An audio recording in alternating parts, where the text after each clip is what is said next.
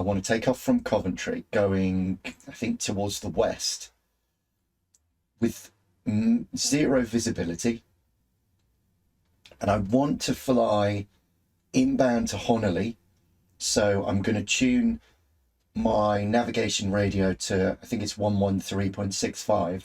And then I'll tune the second navigation radio to 110.10, which is Birmingham approach. And we'll see if we can fly a light aircraft in the fog. This is a big challenge. Let's check that again. And when I get there, when I get to Honolulu, I'm going to do this.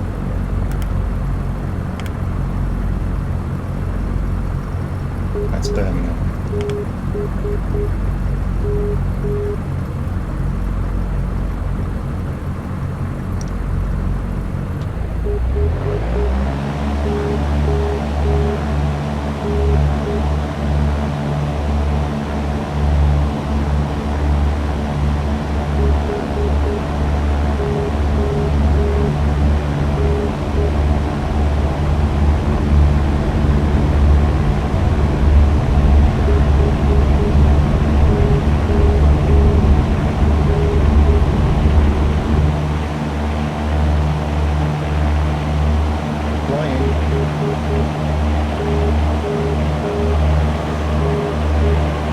So it's pretty interesting actually to look back and see, that sounds like another plane, by the way.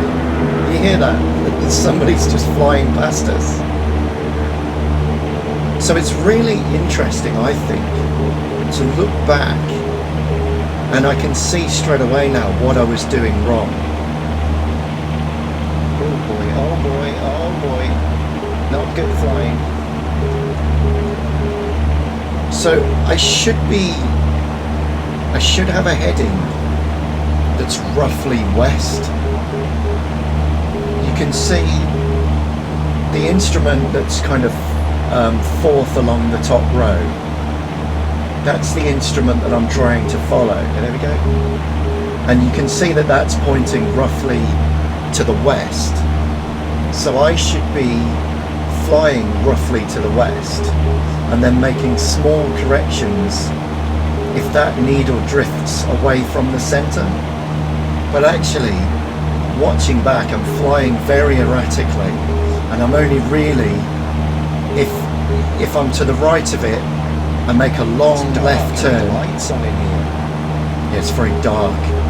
It's hard to see. If I do this again, I'll put the lights on. So right now I've turned too far to the left, and yeah, the needle's going to come to the center, but then it's going to go through, and I'm weaving. I'm actually weaving left and right instead of going on the path that I should be flying on. It's actually really good to look back and realise what I was doing wrong. I should do this more with chess as well. So this is where you've realised that you've gone too far left, and then I'm not looking at the heading indicator enough.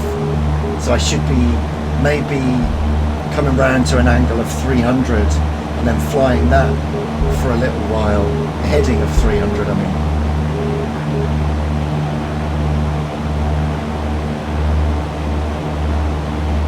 See, I'm going to overcorrect now. I should be flying maybe 300 and then wait for it to center, and then look, this is where I get really out of control, I think. Oh, look at my airspeed. My speed, I think I turned too much, lost speed in the turn. Airspeed. See, I'm almost flying north now, and I should be flying west. Very bad. Let's try and steady up a bit. So I'm trying to level off here now, and I'm way too well, I'm not too high, but in a bit we're going to pass through Honolulu. Took the map. Oh yeah, I looked at the map by mistake. I shouldn't have the map up either. Up here. approach to Birmingham. Oh God. Plane gets out of control again. So now we've 4,000 feet. Oh, we're below the glide slope. To the right, to the left of the glide slope. Oh, get rid of this. That's it, click there. Okay. Oh no, bad flying. Okay, our speed. Alright, look at this.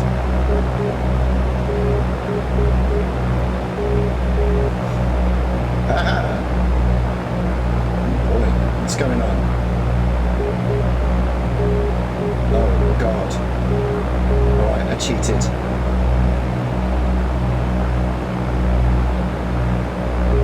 So I suppose we would be thinking it's runway 15. So we should get on a heading 15. Oh no, it's runway 33. Oops.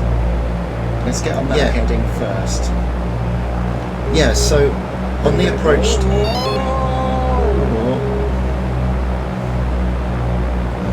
stuff got really out of control there. There we go, 3-3. So on the approach to 3-3 now. Okay, how does that look? That's good. So on the approach to 3-3 now, I get a more sensible situation where 3-3.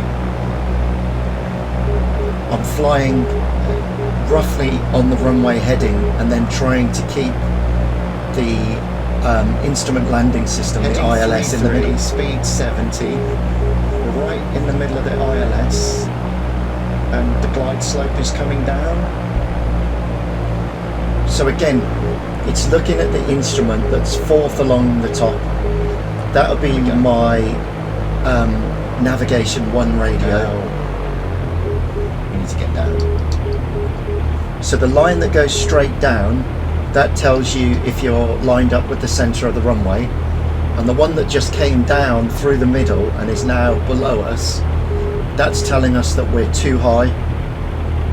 So in a good approach, we'll have both of those in the middle in a cross formation, and then we'll be coming down, straight down towards the runway. But I'm really not, the way that I was flying, I was looking mostly at the 3 instruments across the top. So I wasn't looking at the vertical speed, which would be another really useful thing, because if you've got the right vertical speed, then that means you're going to descend correctly along the glide slope. So there's something I need to really check out. What vertical speed should I be using to track the glide slope? So then it would be a heading of 3-3, should keep us roughly on the centre, and descending at the right rate should keep us on the glide slope. And of course, because I didn't do any of that, in a bit we find ourselves flying over the car parks at Birmingham Airport, and it's not a good situation.